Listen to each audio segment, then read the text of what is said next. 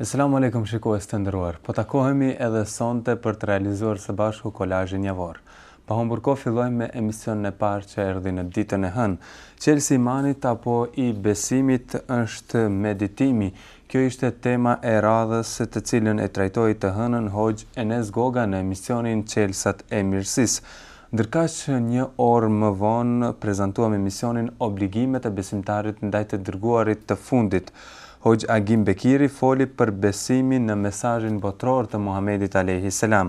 Ai tha se çdo person që nuk e beson pejgamberin alayhi salam si të dërguar për tërë botën dhe të gjithë popujt ka bërë mosbesim. Allahu në Kur'anin famlart i lavdron ata robërit e tij të cilët ndalen dhe mendojnë e meditojnë, analizojnë argumentet e Allahut fuqiplot.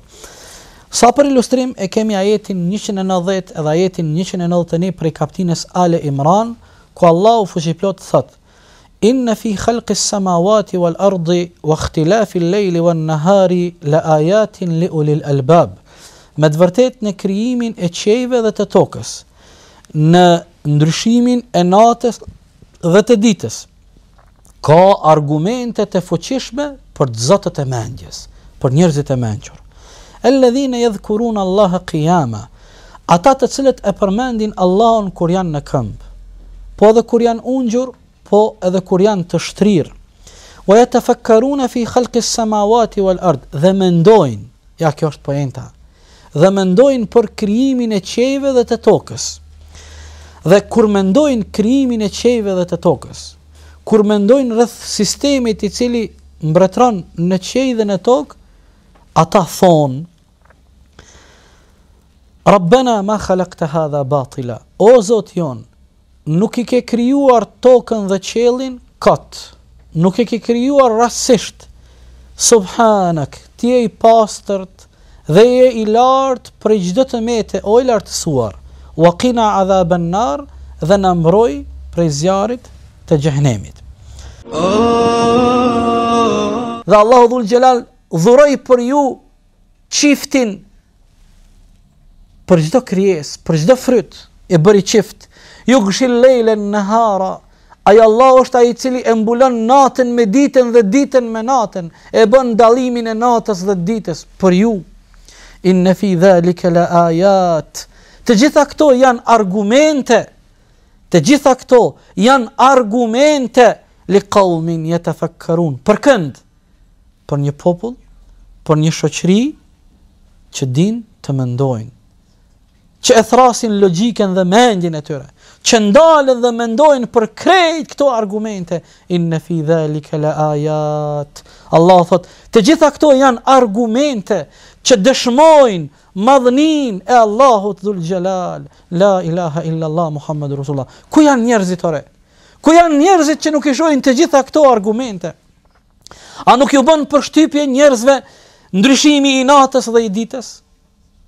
Të nderuar shiques, a ka ndodhur ndonjëherë që 48 orë ose 72 orë të kemi vetëm natë? Të na humb dita për 72 orë? A mos vallë ka ndodhur të na humb nata për 72 orë dhe 72 orë rresht të kemi vetëm ditë? Si do të ndiheshim ne? Si do të ishte disponimi jon? Si do të ishte gjendja jon shpirtërore psikike? Do të kishim nevojë për pushim, pikërisht se Allahu natën e bëri qetësi dhe pushim për ne. A nuk janë këto argumente të gjitha, të cilat na thrasin që ne ti përulemi Allahu dhul xhelal?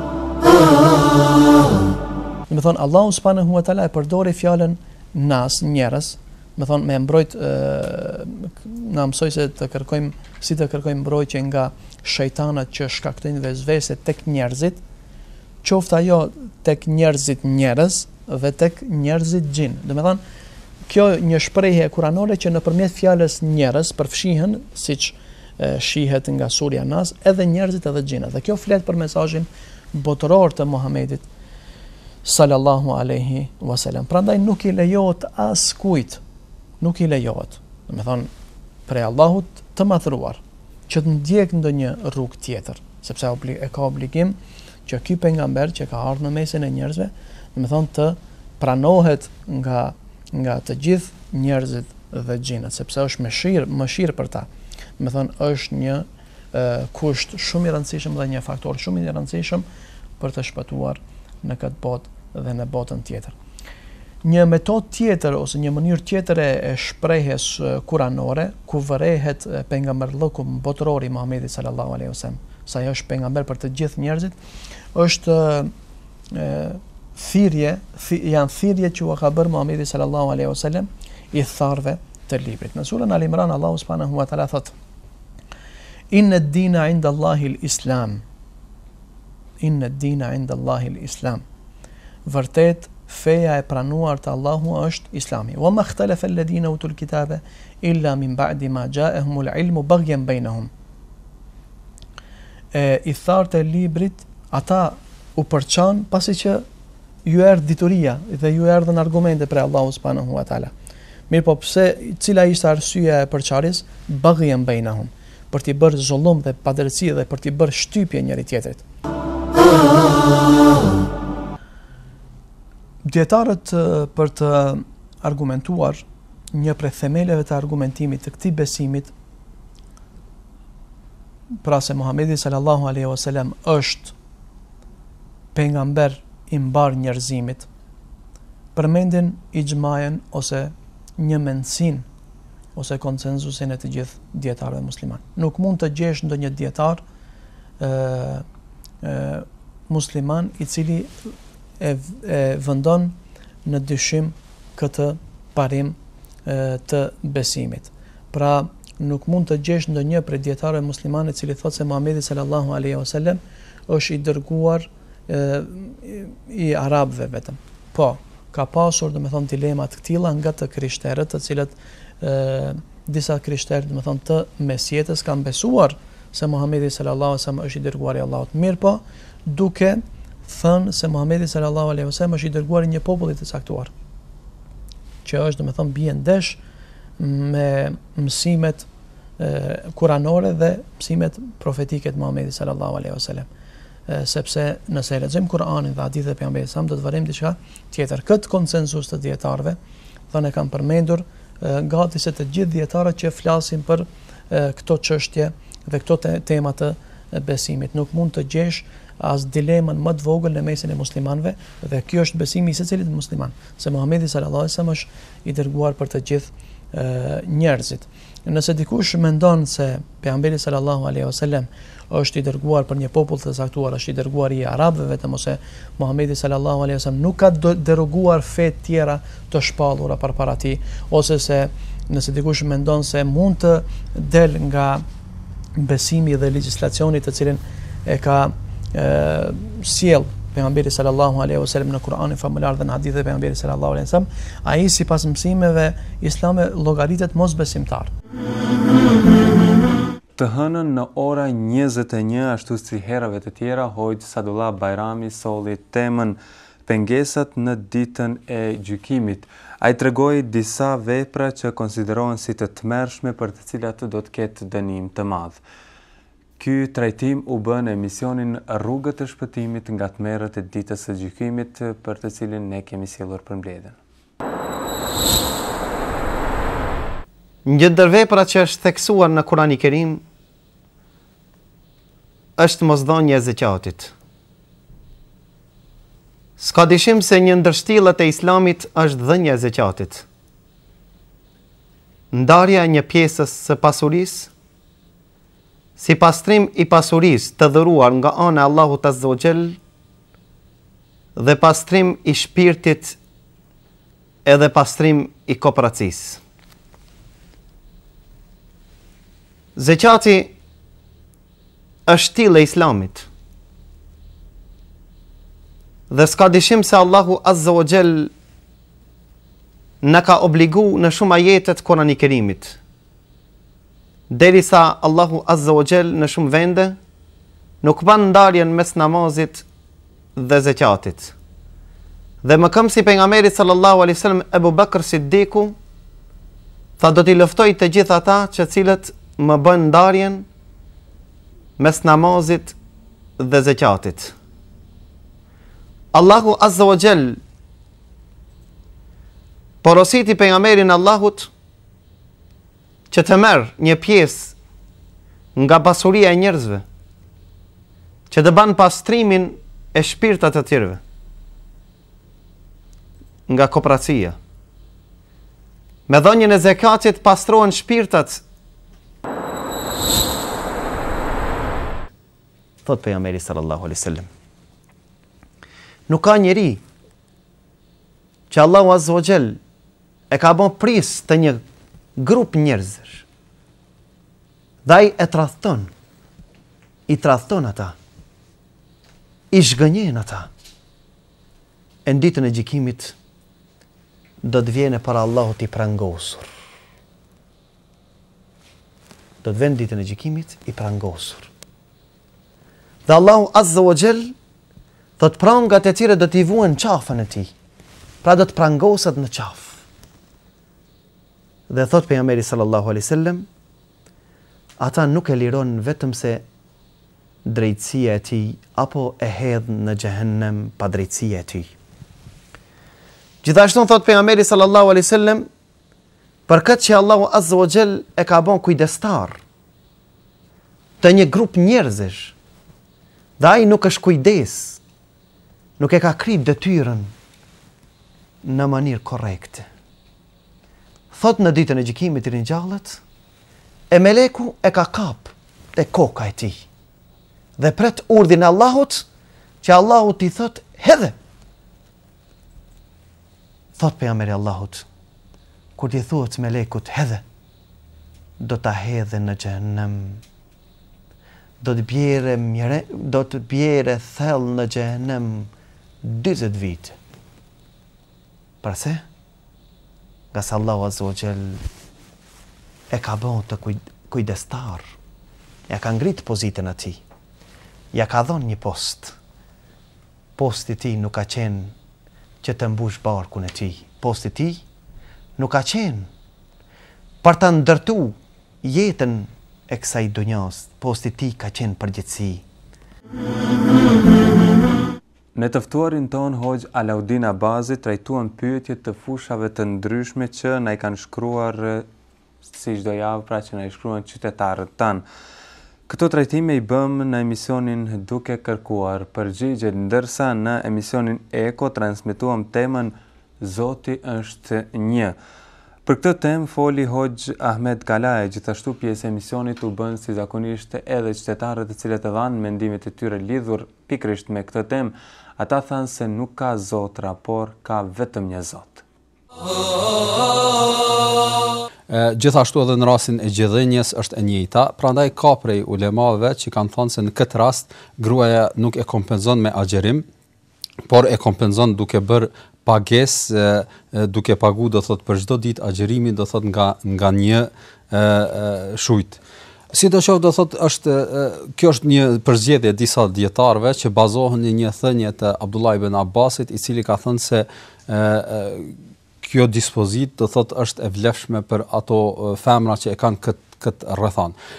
Mirë, po shumica ulemave madje edhe në të gjitha medhhebet janë të mendimit se edhe në këtë rast gruaja agjeron sikurse në raste tjera, sikur në rastin e smundjes.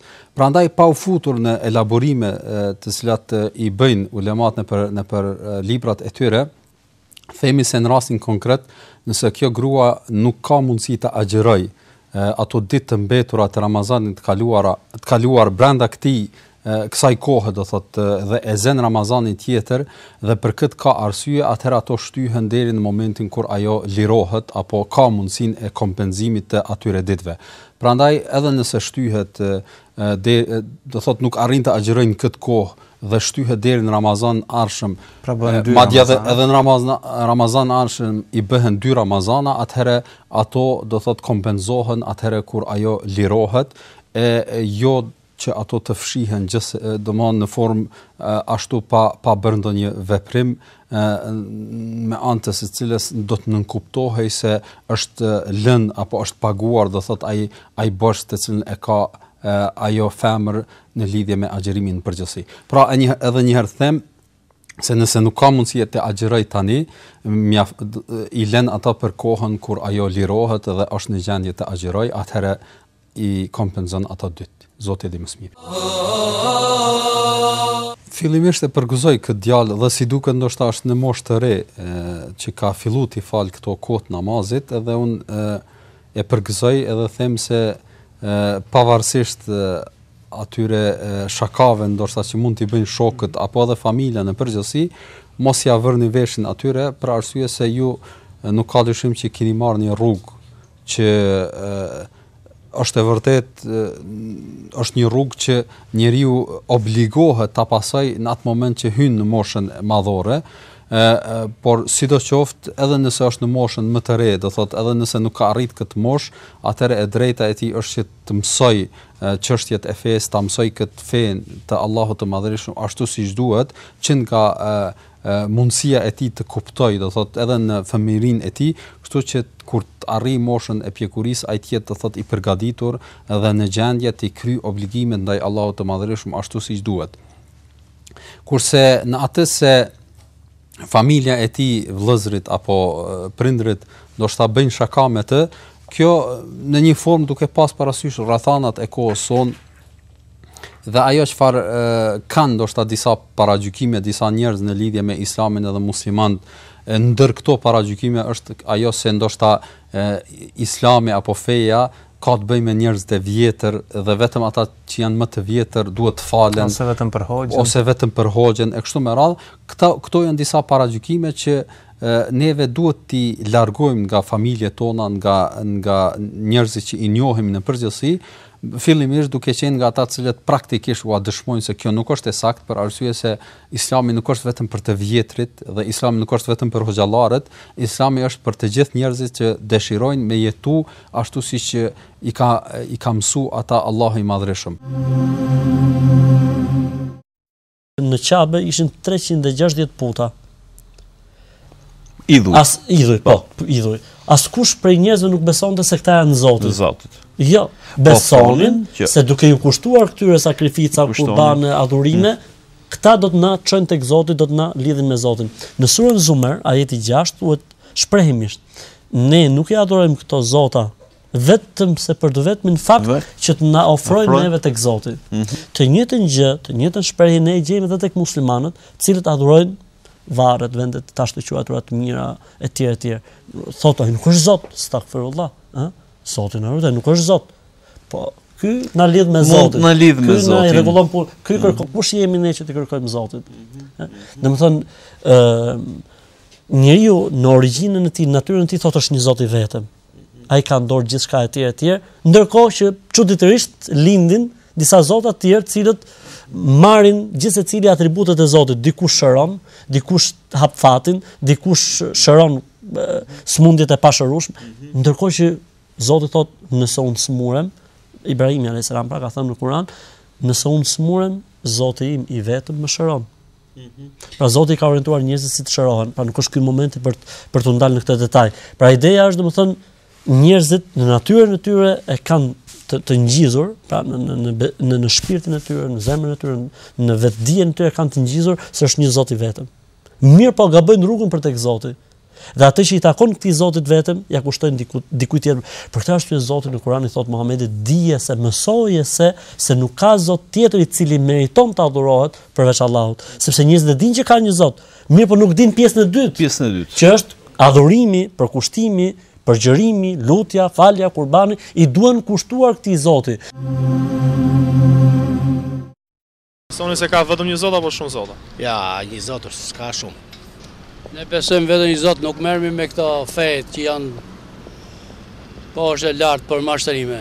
Kupto? Ne besojmë vetëm një Zot, edhe i Zot besoj gjithë bota. Një krijues është, nuk shpjegohet ndryshe.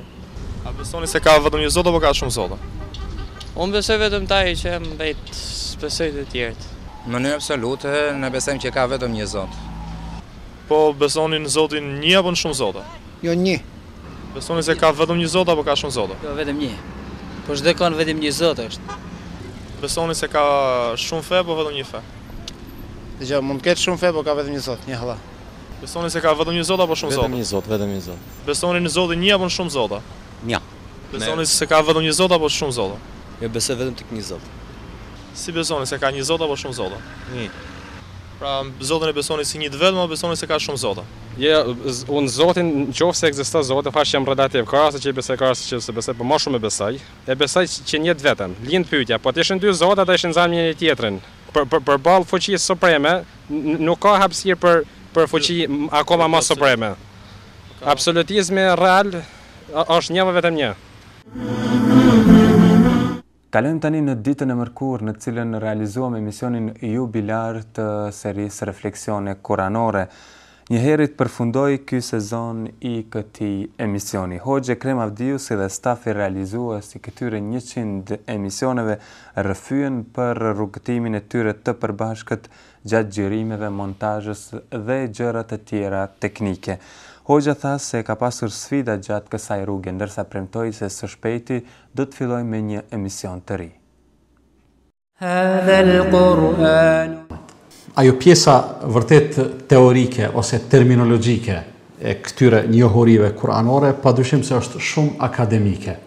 Dhe për mua, si autori i emisionit, ka qenë sfidë e madhe, vështirë e përballueshme që të njëjtën materie, të cilën unë dhe kolegët e mi e kemi mësuar në për universitete, në për fakultetet të ndryshme dhe e kemi mësuar në mënyrë shumë akademike, dhe ajo është e trajtuar në libra thjesht shumë shkencor, ka qenë sfidë e madhe për mua që të njëjtën të përpiqem ta zbërthej me një gjuhë të kapshme, me shprehje të cilat do të jenë të kuptueshme për opinionin e gjerë.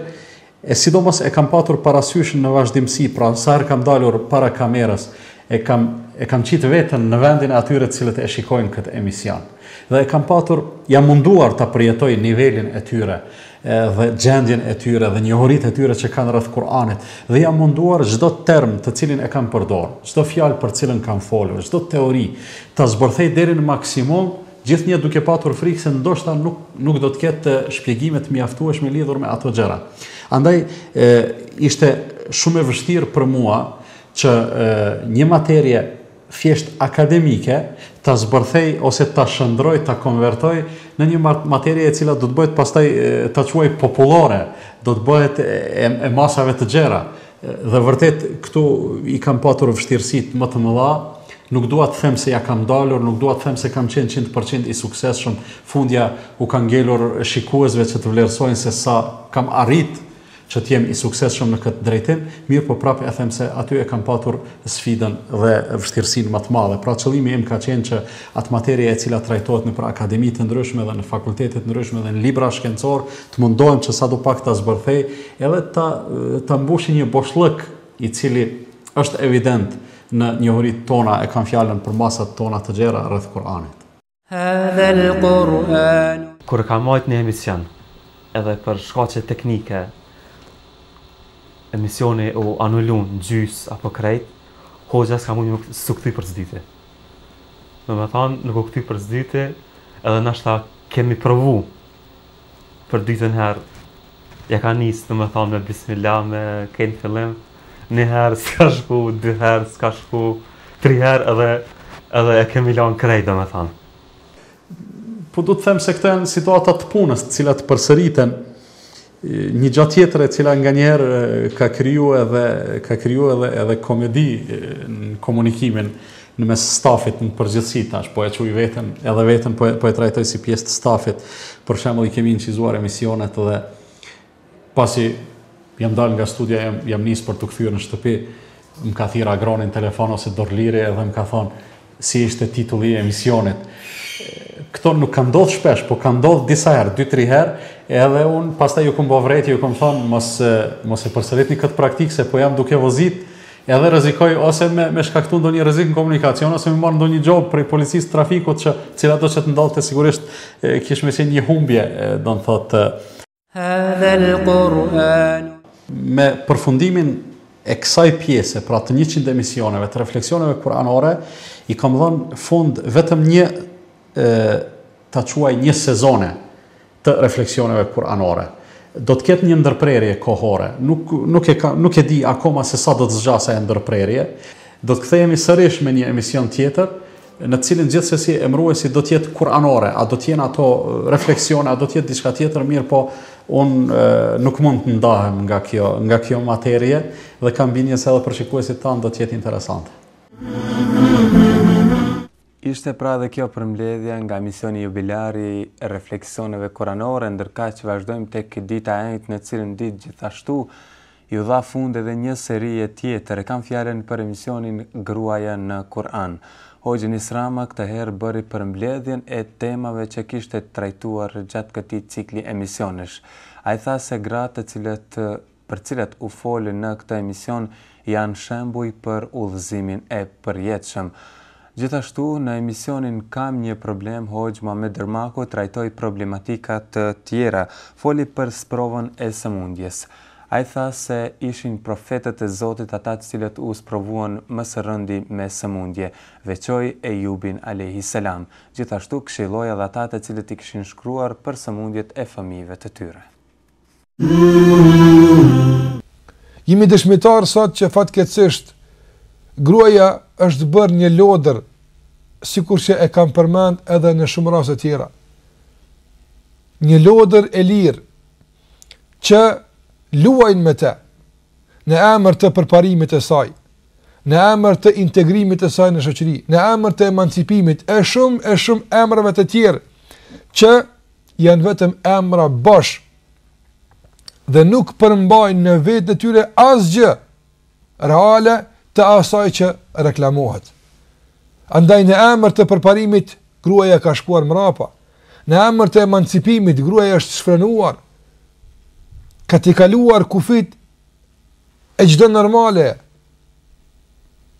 Në emër të asaj që gruaja të jetë faktor i stabilitetit, fatkeqësisht, në shumicën e rasteve, gruaja përdoret si faktor destabiliteti në shoqëri. Dhe këto rryma, fatkeqësisht kanë prek shumë gra. Shumë gra kanë prekur. Dhe ajo që neve na bën të shqetësohemi është që po ndodh që edhe gratë muslimane, femra muslimane, duke pas këtë burim të pashtershëm të udhëzimit e saj, të orientimit e saj në këtë botë, fatkeqësisht që edhe ajo të fillon të mendoj se emancipimi, integrimi, liria janë atje ku nuk është Kurani. Madje janë indoktrinuar fatkeqësisht edhe disa nga ato që e ndin veten si muslimane. Madje edhe ata që ndjen si musliman edhe nga mashkujt, nga burrat, kanë filluar të mendojnë se Kurani e mbyll gruan. Kurani e lën gruan mrapa. Kurani nuk e jep drejtat gruas si duhet. Andaj gjitha këtu janë padrejsi. Gjitha këtu janë shpifje, akuzat, pabaza. Tjetër që duhet të them në përmbyllet e këtyre emisioneve që kemi kaluar së bashku me to në takimet e kaluara është se një grua muslimane, një femër muslimane, e zbukuran jo pamja e saj. Ka se këtë pamje fizike është Allahu ta ka dhënë, nuk e ndonjë ndikim të te. Andaj nuk je bukur me pamjen tënde.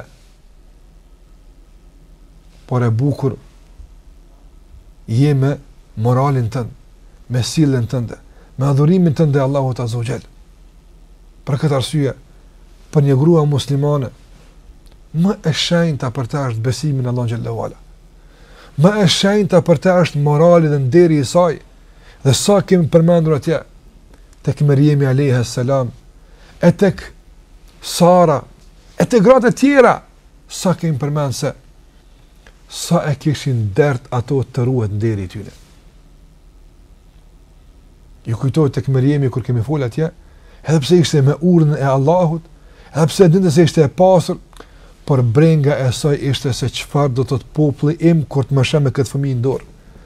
Dhe preferoj që të vdeste duke thënë ja lejteni mitu qabla hadha wa kuntu nasiyan mansiya. Si kur të kisha vdek para kësaj, dhe të kisha qenë haruar, vetëm që mos ta përjetoj idhësin e shpifës dhe akuzës në nderin tim. A pse ishte e bindur se ishte e pastër. Dhe herë Gjibrili nga ana e Allahut ishte mrekulli për te. Megjithatë, nuk i u gëzua shumë kësaj mrekullie, nëse e kishte derë në nderit e saj. I dërguari sallallahu alaihi wasallam është betuar se ka mohuar Allahun, ka mohuar Kur'anin nëse një njeri shkon tek falltori dhe i beson atij. Nëse dikush shkon te një falltar për të shikuar të ardhmen e tij, e mos të flasim për të munduar që të gjej edhe shërim për sëmundjet e tij. Eventualisht, pra, ai thot faqad kafara bima unzila ala Muhammad, thot ka bërë kufër në Kur'anin, në atë që është zbritur Muhammedit sallallahu alaihi wasallam. Dhe mjafton për përçmim nga ana e Allahut dhe nga ana të dërguarit Muhammedit sallallahu alaihi wasallam kur një njeri krahas besimit të pastër, për ta kuptuar sprovën si sprovë, për të munduar që atë ta tejkaloj me burërinë maksimale, për ta kuptuar se jo vetëm ai është sprovuar, por njerëzit më të dashur të Allahut janë sprovuar dhe disa prej tyre skajshmërisht janë sprovuar. Është Ejubi alayhis salam ai profeti i Allahut i cili pas një pasurie të madhe që kishte, pas një numri të konsiderueshëm të fëmijëve që kishte, dhe pas një shëndeti jashtëzakonisht të mirë që kishte, Allahu i plotfuqishëm e sprovoi aq rënd sa që ai një ditë prej ditëve ngeli pa asnjë fëmijë që të gjithë i vdiqën. Jo një, jo dy, kishte mbi 10 fëmijë që të gjithë i vdiqën. Tër pasurinë pastaj e humbi sepse nuk ishte i aftë që të punoj për arsyen e tretë dhe mbeti njeri i varfër sa që nuk kishte dhe me shka të ushqehej. Dhe e treta u sprovua me sëmundje të rëndë. Sëmundje, po t'i thuaj vdekje prurse do të ishte në ato raste ndoshta më e mirë për Ejubin alayhis salam dhe më e lehtë. Por ajo as nuk ishte vdekje prurse, por ishte edhe shkatruese. Ati filloi që t'i binte mishi, nga t'i ndahej nga eshtrat. Ati filluan që edhe krimbat t'i qarkullojnë në trupin e tij, nga sëmundja e madhe që kishte nuk mund të ngrihej dot, dhe ishte pejgamberi Allahut.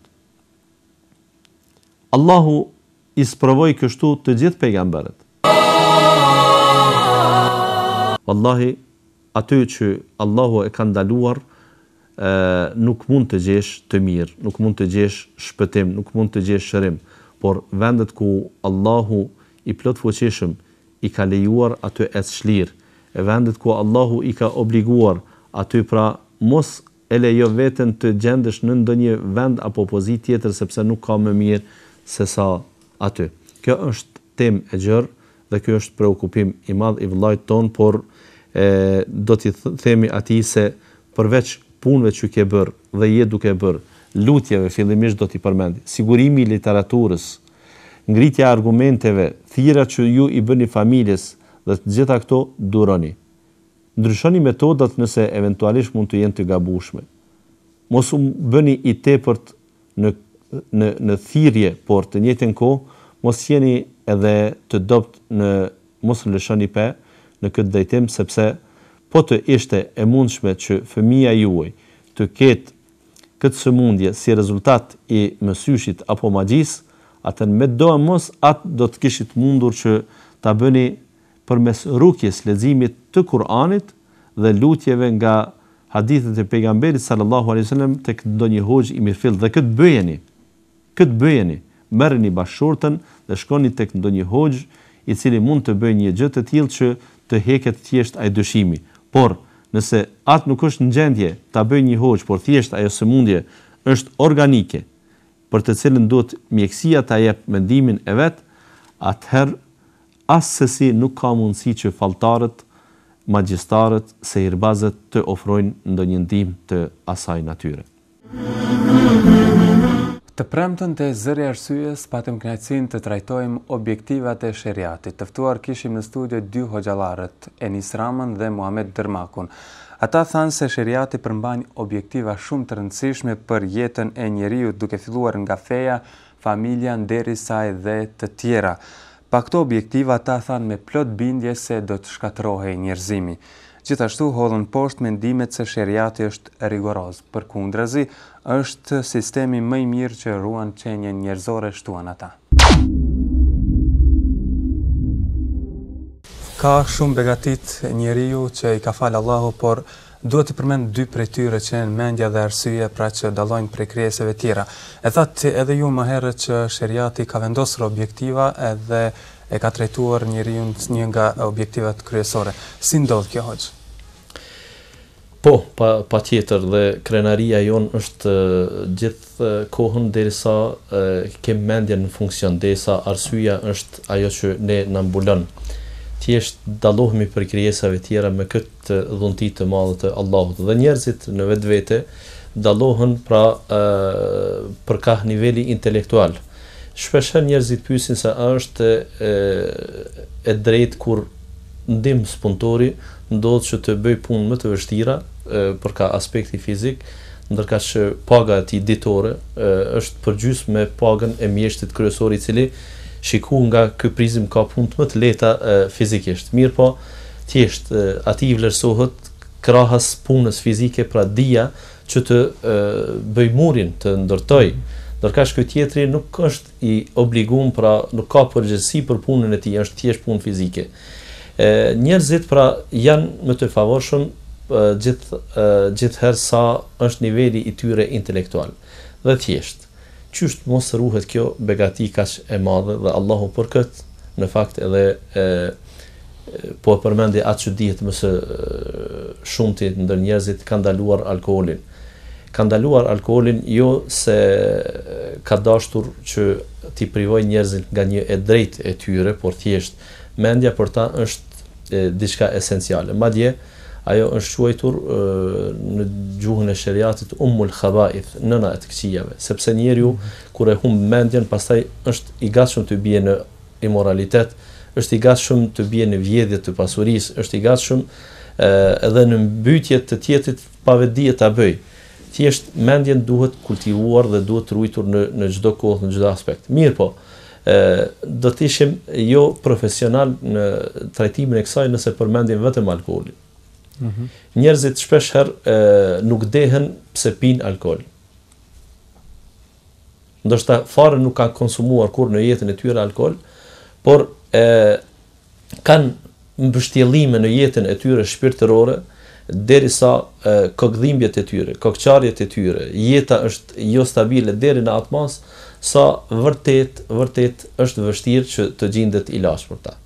Mirë po, Allahu shumë thjesht ka thënë, ela bi dhikrillahi tatma'innul qulub. Mendjet e njerëzve, e që është simbolizuar me zemrat për shkak të temës së tillë, pra mendja a funksionon me zemrën apo vetvetiu. Mendjet e njerëzve qetësohen me përmendjen e Allahut. Sa shpesh kërkohet prej neve që ta përmendim Allahun. Ja ayyuhalladhina amanu dhkurullaha dhikran katira wasabbihuhu bukratan wa asila. O ju besimtar, përmendni Allahun shumë, kur në mëngjes dhe në mbrëmje. Pastaj ibadetet e ndryshme, vetë falja e namazit, leximi i Kur'anit, gjëra këto që janë tepër praktike. Dhe shpesh herë njerëzit e kanë provuar kur kanë stres, kur kanë ngarkesë, kur mendja e tyre nuk funksionon me arsye.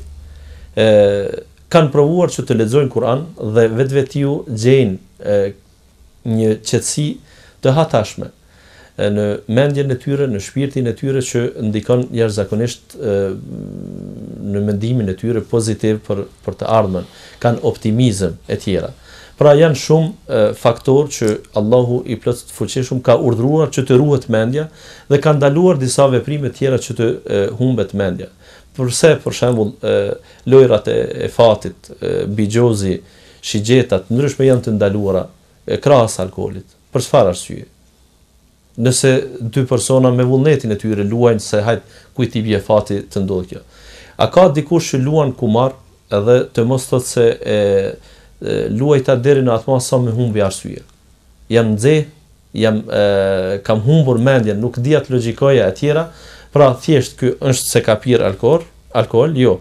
Ky është gjetë tek vendi i bastorës, ky është gjetë tek vendi i kumarit, ky është gjetë tek vendi ku mendja mund të humbet në një mënyrë apo tjetër. Të gjitha këto vende Allahu ka thënë jo mos i përdorni, po thjesht mos u afroni afër tyre. Fajtanibuhum.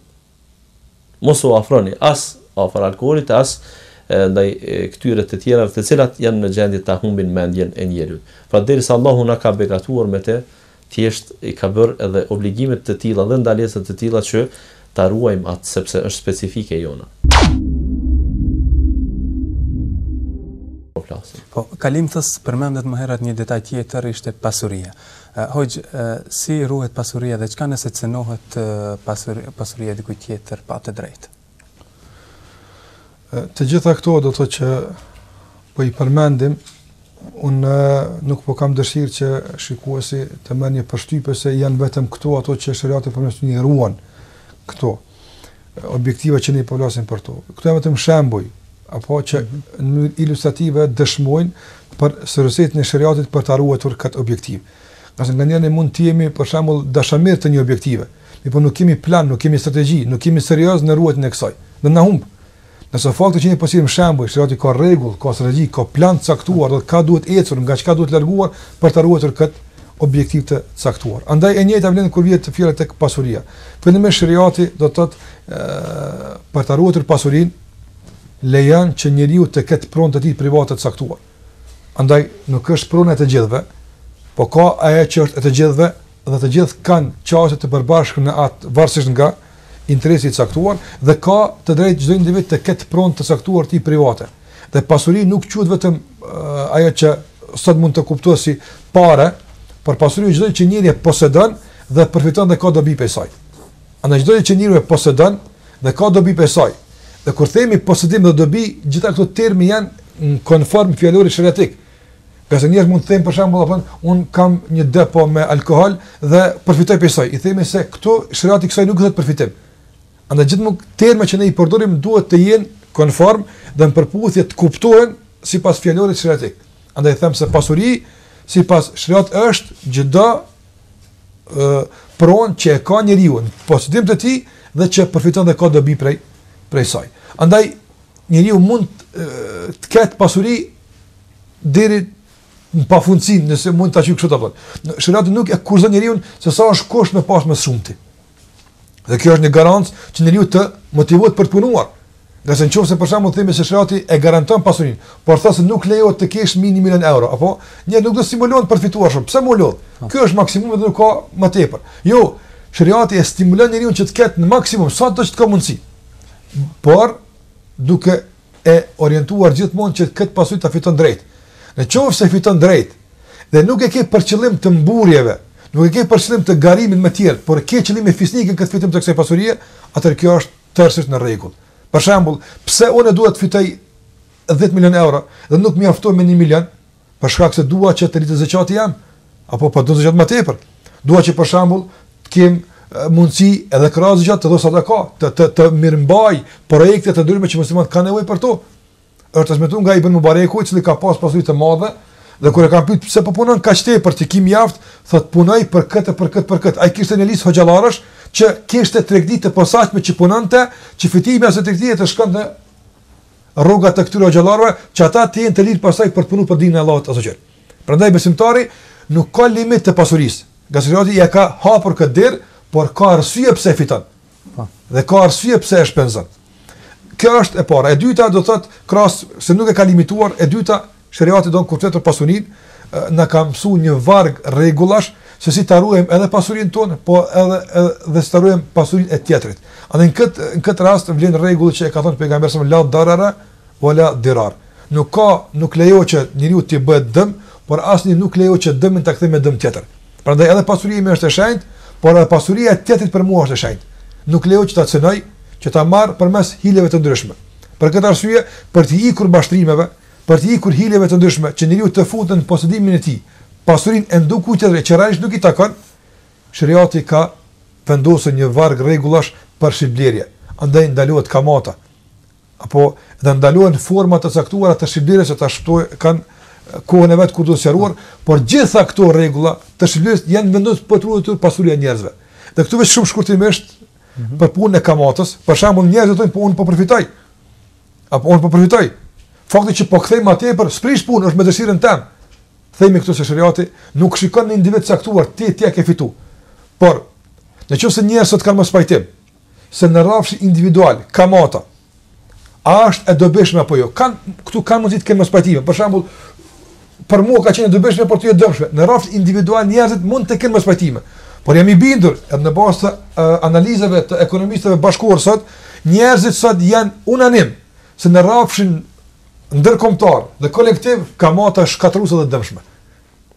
Prandaj nuk shikohet një aspekt e që të injorohet aspekt tjetër, por shtat i ndalon të gjitha këto çështje të caktuara, jo pse unë kam dobi apo dëm, por pse shikohet dobia e përgjithshme dhe shikohet dëmi përgjithshëm. Andaj përmes një varg rregullash të shitblerjes, si me ble, si me shit, si me rrit pasurinë, sa me deponu, ku me shpenzu, për çfarë me shpenzu, gjitha këtu japin të kuptojnë se Islami na ka mësuar si ta ruajmë pasurinë. Dhe nëse kemi të bëjmë me njëri mendjelet e që ka pasuri shumë dhe nuk din si me shfrytzu, por e keq përdor shfrytzimin e pasurisë, shariati këtu urdhnon që të formohet një komision për mbikëqyrjen dhe menaxhimin e pasurisë së tij.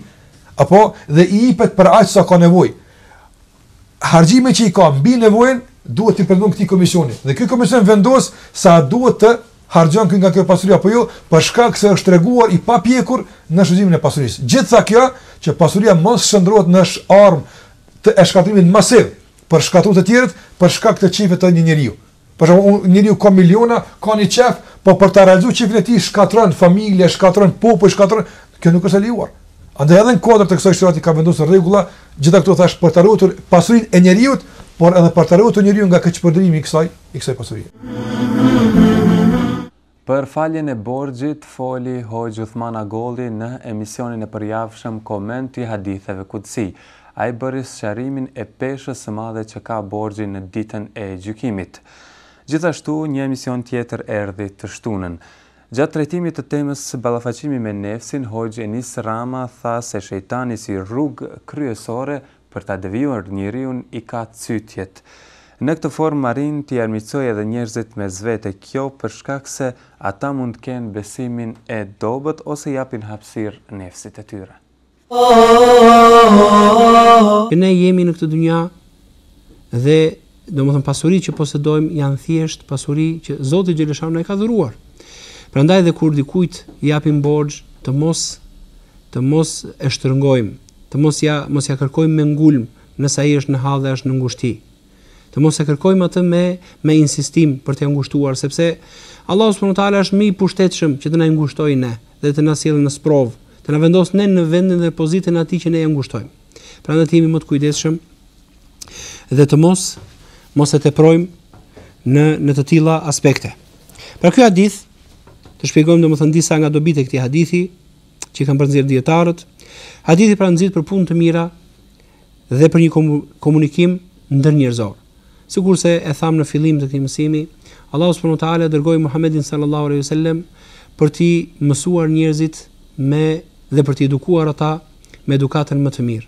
Qoftë në marrëdhëniet me Zotin xhaleshanu, qoftë në marrëdhëniet mes njëri tjetrit. Dhe ndër marrëdhëniet më të domosdoshme që shpesh ndodhin mes nesh janë pikërisht marrja dhe dhënia e borxhit. Domethënë dhënia dhe shlyerja e tij.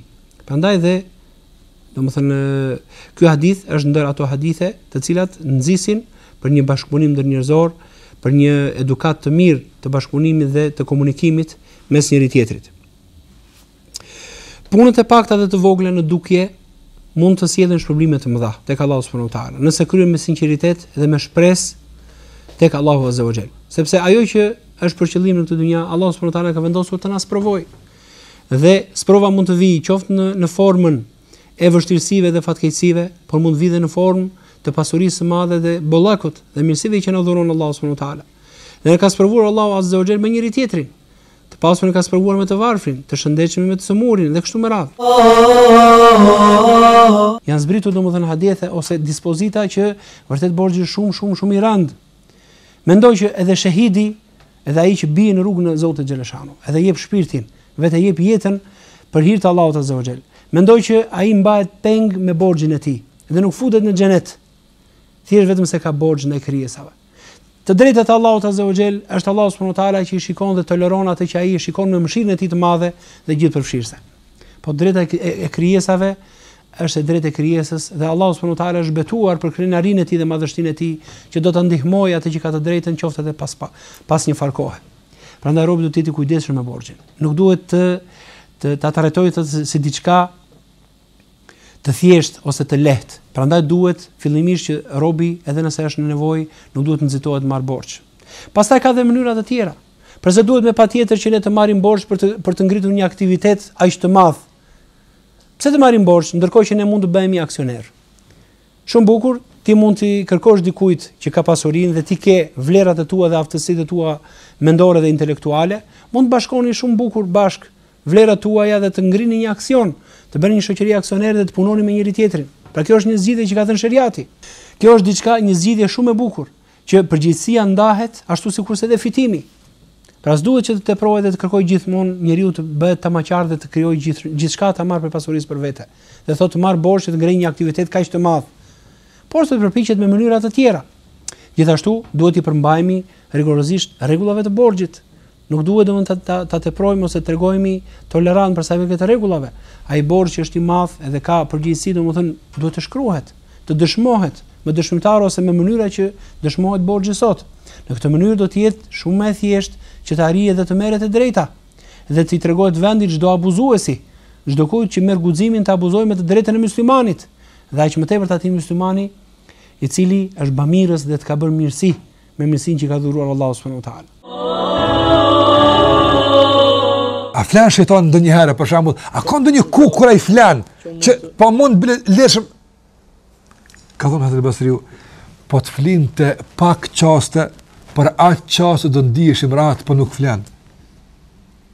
Jo në kuptimin që ai rën gjithmonë i zgjuar, por ndrimet vazhdueshme. Një palë vjen tjetra shkon, gjithmonë. Ti si njeri, jo njerë si besimtar, ti si njeri, je armik i tij. Ai fillimisht të urren veç pse je njeri. Në origjinën tënde ai të urren, nga se ai të konsideron ty si njeri. Para se ti jesh besimtar, si njeri të konsideron shkaktarin kryesor për mallkimin e tij. Dhe mundohet të hakmiret gjithmonë kundër njeriut. Kundër njeriut. Nuk është armiqt e tjerë që mund të thënë mi kjo, është armik i përvetuar. Ky është armik i përvetuar. Pse një njeri. Ndërsa shtohet mlefi i tij dhe armiqësia e tij në maksimum kur dikush bëhet besimtar. Për çfarë arsye? Nga se kur bësh besimtar i njeh intrigat e tij. Tashmë po bësh sikurse për shembull armiku, pasi që jemi në ambient lufte, apo armiku, kënd e urren më tepër? Ushtarin e thjesht, togerin, oficerin, apo generalin? Pse? Është mirë njohur luftë dhe për këtë arsye. Kjo është edhe pse urren besimtarë. Njerëzit të janë ushtarë të thjesht, nganjëherë nuk dinë të pozicionohen të shkretit, nganjëherë godasin në kundërtën, ku duhet, në vetën e tyre. Mjeti kryesor që shejtani e përdor është cytja. Do të thotë ai nuk ka asnjë lloj mjeti, as armë të imponimit dhe të detyrimit, por të joshjes dhe cytjes. Ai të josh ty ose tjetrin. Pastaj kush e realizon planin e tij, kush i realizon cytet e tij? Njeriu me duart e tij. Njeriu me tekët e tij, me veprat e tij, me pasurinë e tij. Andaj shejtani nuk ka armë të sulmu ty. Jo, çfarë bën shejtani? Ti ke një armë të detuar ka harmiku atje. Dhe ai vjen të josh, duke të josh e kthen armën ka ti. Atë tash është mirë, shkrepe, dhe ti e shkrep, e mbyt vetën tënde. Kështu bën shejtani. Unë them, po të kishte mundësi çdo njeri ta paramendonte veten në kohën kur bën mëkat. Kur bie prej e cytjeve të shejtanit, ose friksimet e tij. Tash në këtë situatë, ta kapte vetën e tij si duket. Shumë çesharak është. Do ta urrën të njëri vetën e tij. Unë kështu e kam lyer veten time. Wallahi do ta urrën të vetën e tij. Nuk do të besonte se ai ka lejuar kështu të bën. Pse ndodh kjo? Ka se thash ne nuk i marrim këto pamje nga Kurani. Andaj nuk kemi ku të shohim dikun tjetër. Për arsye nuk besojmë. Por ç'u ndodh? A nuk e ktheu pushkën? Kuptim ilustrativ po them kështu. Apo njeriu e parë, kush e vrau? Vllai i tij. Vllai i tij e vrau, nuk e vrau shejtani. Janë se vrau shejtani, vllai i tij e vrau. Sot kush po i vron njëri tjetrin? Njëri po vron njërin. Nuk vron shejtani askënd. Nuk mund ta vret. Nuk ka i push, nuk ka i armë ta vret ndonjë. Kush e vron? Njeriu e vron njeriu. Dhe ai kënaqet. Përhapja e shkrimit dhe kamata ishte tema e radhës që u trajtua në emisionin Shenjat e Kiametit. Hoxha tha se njeriu që merr kamat apo punon me të do të jetë gjithnjë i dështuar. Kjo vepër sipas tij është e shëmtuar, të cilën e ka ndaluar vet Allahu në Kur'anin famlart. Theksoi se Muhamedi alayhis salam ka bërë thirrje që t'i largohemi gjithsesi kamatës. Feja islame ka nxitur për shkrim dhe për lexim, domethënë për mësimin e shkrimit dhe leximit, sepse i dërguari i Zotit Muhamedi alayhis salam u vuri si detyrë robërve të luftës së Bedrit që ata të cilët dinin të shkruan dhe të lexonin prej tyre, secili prej tyre të mësonte 10 veta prej ansarëve apo prej fëmijëve të ansarëve. Që do thotë se Muhamedi alayhis salam ishte i interesuar që muslimanët të mësonin. Nëpërmjet mësimit dhe leximit muslimani arrin të njohë fenë e tij, të njohë librin e Zotit, të njohë sunetin e Muhamedit alayhis salam, të njohë të mirat, por edhe të zotrojnë ndonjë zanat i cili i nevojitet për sigurimin e mjeteve të jetesës. Pra, parimisht feja islame ka nxitur njeriu për shkrim dhe për lexim, dhe fakti që pejgamberi sallallahu alajhi wasallam ka përmendur se shkrimi dhe leximi do të përhapet në kohën e fundit, nuk do thotë se kjo është një kritik ndaj shkrimit dhe leximit. Në vetvete shkrimi dhe leximi varet se për çfarë përdoret, kështu që nuk mund të thuhet se është diçka e lavdërueshme apo e dënueshme. Nëse shkrimi dhe leximi vihet në shërbim të asaj që i bën dobi njeriu, është diçka dobishme dhe e mirë. Nëse shkrimi dhe leximi përdoret për gjëra të dëmshme, sikurse e përdorin shumica e njerëzve sot, atëherë ai shkakton dëm për ta.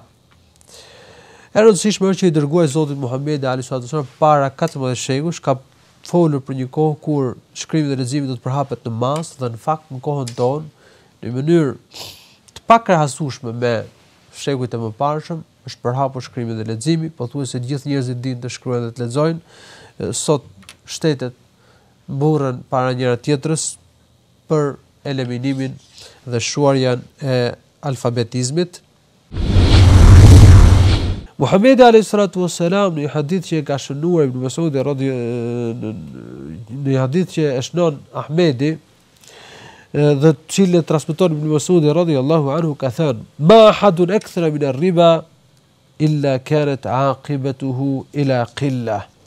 Nëse njeriu merr kamat dhe pasuri me kamat, le ta di se përfundimi i pasurisë së tij do të jetë në paksim. Zoti ka për ta shndërruar pasurinë e tij në pakic. Atëherë Allahu i lartësuar e zhduk kamatën, domethënë e zhduk vet kamatën, pasurinë e vënë me kamat, fitimin e vënë me kamat, me fajde fizikisht e zhduk, i jep në fat kaq bën që të dështoj, të falimentoj, të i bjerë ndonjë katastrofë e tjerë, ose Allahu i lartësuar ja heq bereqetin. nuk i jep kënaqësi dhe begati njeriu që ka fituar pasurinë me kamat. Ndërsa sadakat Allahu i lartësuar e zhvillon. Allahu i lartësuar e pastron njeriu që jep sadaka për pasurisë së tij.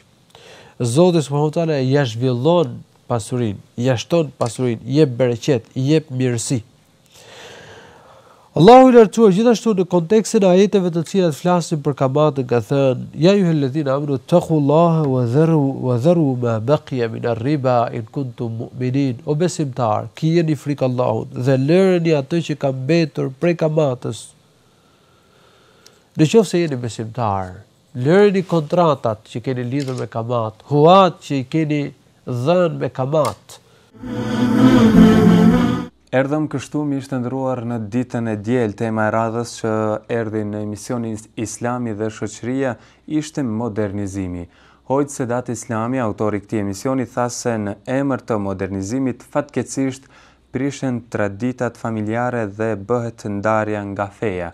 Kurse hoxhallarët e Krem Avdiu dhe Alaudin Abazi sollën një temë tjetër, biseduan për atë se çfarë thot besimtari dhe sa e zbaton në praktik tek emisioni Kuvendet e Urtësisë. Pastaj si çështje tjetër, do të thotë që me të cilën fakt ata edhe lëvdohen modernistët dhe thirrën të është kënse zhvillimi intelektual i njerëzve. Ata në fakt qysh në start janë thirrur në atë se kisha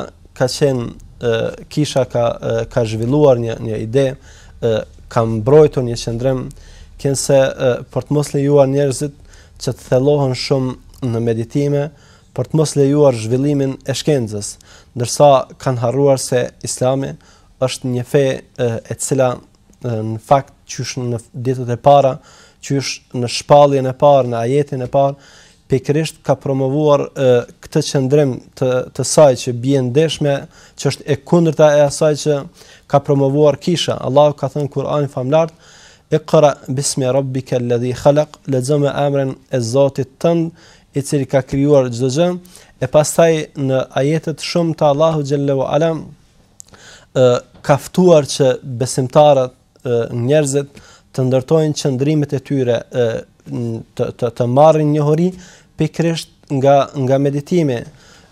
Inna fi khalqis samawati wal ardi wa ikhtilafi al-layli wan nahar, Allahu xhallahu ala ka përmend se meditimi në krijimin e qiellit, tokës, në ndrimin e natës dhe ditës, meditimi në argumente të tjera të Allahu xhallahu ala është një prej atyre gjërave që besimtarin e bën më të fortë në lidhje me Allahun xhallahu ala, por se e bën edhe më të dinjitetshëm, pra e bën thjesht një njeri i cili qëndrimet e tij, parimet e tij, besimin e tij e ndërton jo mbi tradita të trashëguara, por e ndërton mbi dije. Dhe nga këto Allahu xhallahu ala edhe diskutimet kur janë bërë apo kur bëhen, kërkon që të jenë gjithmonë të bazuara, të mbështetura në fakte, siç e ka urdhëruar Muhamedi alayhi salatu wassalam të ju thot atyre që e mohonin fen: "Qul hatu burhanakum in kuntum sadiqin", thuaju që nëse janë të vërtetë, nëse pretendojnë se kanë të vërtetën, atëherë le të sjellin argumentet, le të sjellin faktet e tyre.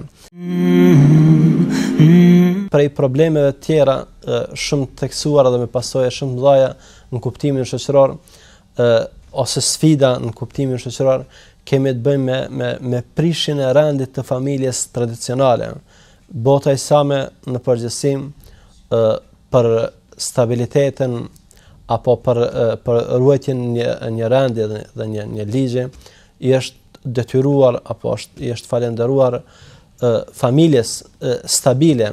Familjet në vendet islame kanë qenë, se thuash, për lavdat, kanë qenë elementi që kanë reflektuar unitetin, elementi që ka reflektuar stabilitetin shoqëror.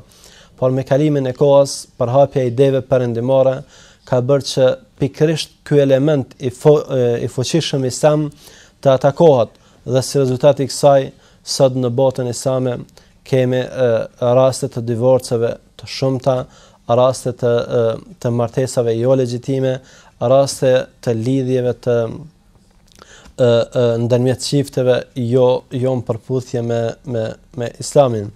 Po kështu si pasojë e kësaj kemi edhe largimin nga ajo që ka qenë identitet për gratë muslimane, ka qenë gjë me të cilën janë dalluar dhe janë njoft shamia, hijabi.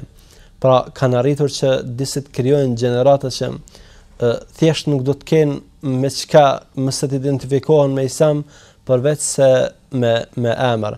Kanë qenë të larguara prej adhurimit, kanë qenë të larguara prej parimeve fetare, kanë qenë të larguara edhe prej asaj që është traditë fundamentale te gratë, traditë islame, pra veshja e hijabit. Nëse njeriu vetëm deklarohet se unë besoj apo jam besimtar apo besoj se Zoti është një e kështu me radhë dhe i tërë besimi i tij mbetet apo kufizohet vetëm në atë që çfarë e thot apo në çfarë pretendon, atëherë në fakt ai vetëm se ka thënë një gjë që në kuptimin logjik është një lloj pretendimi që nuk e dëshmon atë besim që gjithsesi duhet ta dëshmoj, do thot atë besim edhe praktika e tij. Për arsye se nuk është e mjaftueshme. Ta marr një shembull shumë thjesht edhe në përditshmërinë tonë.